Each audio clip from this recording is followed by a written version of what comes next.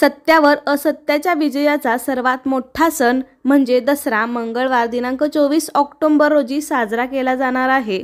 विजयादशमी म्हणजे दसरा हा सण अतिशय शुभ दिवसांपैकी एक आहे, कारण तो 3.5 मुहूर्तांपैकी एक मुहूर्त मानला जातो। त्यामुळे या सणाचं खूप वेगळं महत्त्व आहे। या दिवशी सर्व प्रकारची शुभकार्य आपल्याला करता येतात। त्यामुळे कोणतंही चांगलं काम करताना तुम्हाला या दिवशी मुहूर्त बघण्याची गरज नाही, कारण हा पूर्ण दिवस अतिशय शुभ समजला जातो। तर आजच्या व्हिडिओमध्ये आपण या दसऱ्याच्या शुभ मुहूर्तावर घरातील महिलांनी कोणकोणती कामे करावीत, काय काय करावं हे मी तुम्हाला सांगणार आहे, जेणेकरून आपल्या घरामध्ये लक्ष्मी अखंड नांदेल। त्याचबरोबर ही सर्व कामे केल्याने आपल्या घरामध्ये नेहमी सुख समृद्धी शांती आयु आरोग्य लाभतं, कारण आपल्या सर्वांना वाटतं की माता लक्ष्मीने आपल्या घरात प्रवेश करावा आणि आपल्या घरामध्ये कायम टिकून राहावं, तिचा अखंड वास आपल्या घरामध्ये राहावा। यासाठी घरातील महिलांनी कोणकोणती कामे करायची हे मी तुम्हाला आजच्या व्हिडिओमध्ये सांगणार आहे। त्यासाठी हा व्हिडिओ शेवटपर्यंत पहा। चॅनलवरती नवीन असाल तर आपल्या अन्वीज मराठी कॉर्नर या चॅनलला सबस्क्राइब करायला विसरू नका। लगेच आपण आजच्या व्हिडिओला सुरुवात करूया। तर दसरा हा सण आपल्या हिंदू धर्मामध्ये अतिशय मोठा आणि शुभ समजला जातो।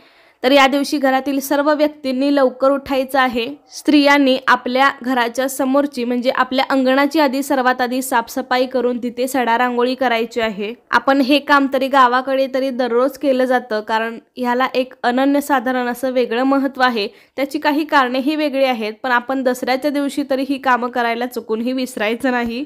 कोणताही आपला हिंदू धर्मातील सण असो तेव्हा आपल्या घराची पूर्ण साफसफाई, अंगणाची साफसफाई, सडा रांगोळी ही झालीच पाहिजे। त्याबरोबर घरातील फरशी पुसताना आपण त्या पाण्यामध्ये खडे मीठ आणि हळद टाकावी, जेणेकरून आपल्या घरामध्ये जी काही नकारात्मकता आहे ती सर्व निघून जाते। दसरा हा सण 3.5 मुहूर्तांपैकी एक आहे, त्यामुळे आपण आपल्या घरामध्ये अशी काही चांगले कामे केली तर आपल्याला त्याचे चांगलेच परिणाम बघायला मिळतात। त्यामुळे या दिवसांमध्ये तरी आपण आपलं घर स्वच्छ नीटनेटकं ठेवलं तर आपल्या घरामध्ये कायम सुख समृद्धी शांतता नांदते। त्यामुळे अशा सणासुदीच्या दिवशी तरी आपण आपल्या घराची पूर्ण साफसफाई करायची आहे, जेणेकरून आपलं घर एकदम पवित्र राहील। घरामध्ये या दिवशी कोणतीही कटकटी भांडणं वादविवाद करू नयेत। उलट या सणात एकमेकांना भेटून मोठ्यांचा आशीर्वाद घेऊन प्रेम संबंध निर्मित व्हावे अशी वागणूक असावी, कारण या दिवशी म्हणजे दसऱ्याला आपण एकमेकांना सोने म्हणजे आपट्याची पाने देतो, मोठ्यांचे आशीर्वाद घेतो, सर्वांना सर्वांच्या घरी जाऊन अभिष्ट चिंतन करतो, एकमेकांना दसऱ्याच्या शुभेच्छा देतो। सर्व सकाळची नित्य कामं झाल्यानंतर आपण आपल्या घराचा उंबरठा स्वच्छ करून स्वच्छ पुसून त्यावरती हळदीचं लेपन सुद्धा करायचं आहे।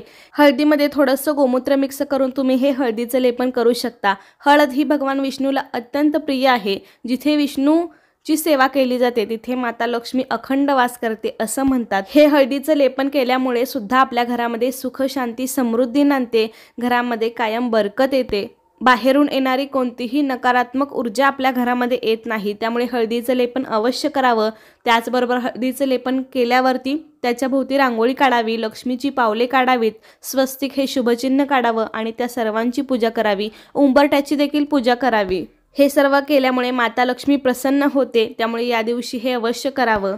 या दिवशी आपल्याला आपल्या घराचा मुख्य दरवाजा सुद्धा साफ करायचा आहे आणि ओल्या गंधाने स्वस्तिक आणि शुभलाभ काढायचा आहे, किंवा स्वस्तिकच्या बाजूला 2-2 दंडक दिले तरीही चालतील।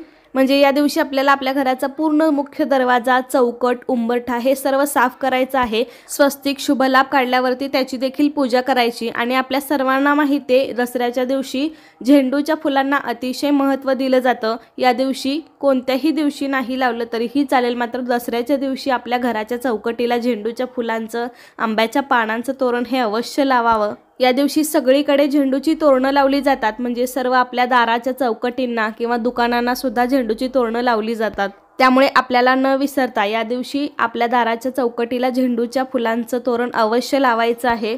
त्याचबरोबर आपल्या घरामध्ये बघा, आपण हॉलमध्ये अनेक देवी देवतांचे फोटो लावलेले असतात, तर त्यांना सुद्धा या दिवशी आपल्याला झेंडूच्या फुलांचा हार घालायचा आहे।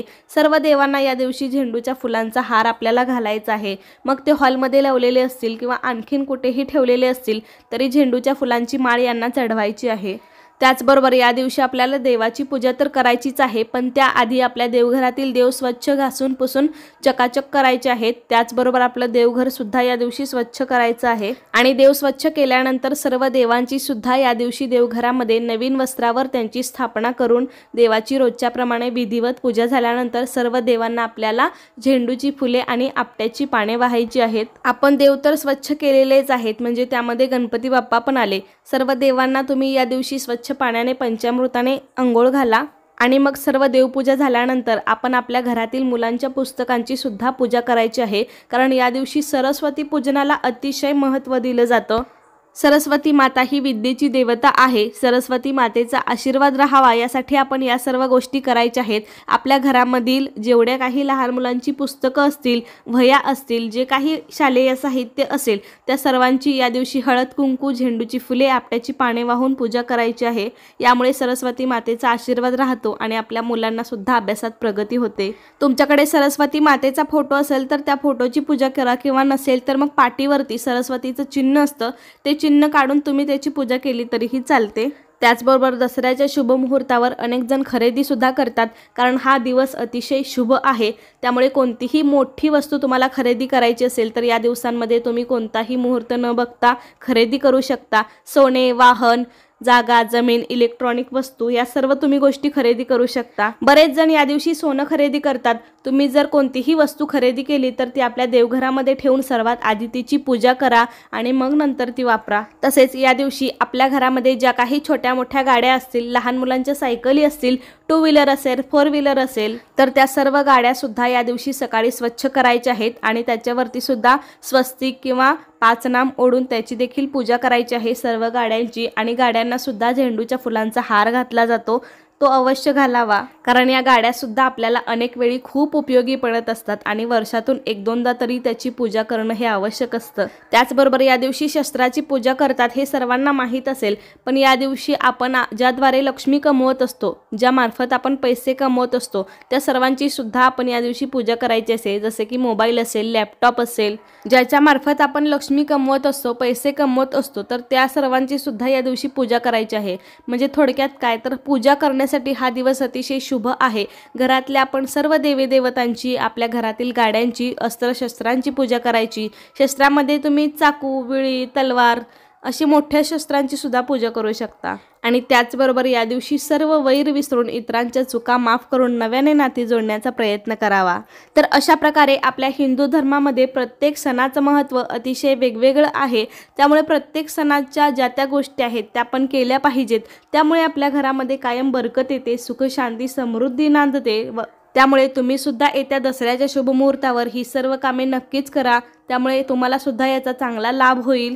तर कशी वाटली तुम्हाला आजची माहिती मला नक्की सांगा। आजचा व्हिडिओ आवडला असेल तर लाईक करा, शेअर करा आणि चॅनलवरती नवीन असाल तर अन्वीज मराठी कॉर्नर या चॅनलला सबस्क्राईब करायला विसरू नका। धन्यवाद।